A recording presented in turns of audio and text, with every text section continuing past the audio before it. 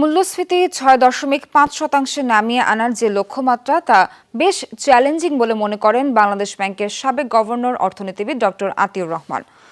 সকালে bank Asia এবং উন্নয়ন সমন্বয়ের যৌথ উদ্যোগে আয়োজিত বাজেট প্রতিক্রিয়ায় একথা বলেন তিনি। এজন্য বাজেট ঘাটতি কমাতে ব্যাংকিং খাত থেকে ঋণের পরিমাণ কমানোর বিকল্প নেই বলে মনে করেন তিনি।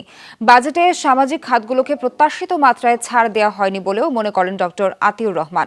শিক্ষার মানোন্নয়ন এবং জনশক্তির দক্ষতা উন্নয়নের চাহিদা পূরণে এই খাতে আরও বাড়তি বরাদ্দ জরুরি।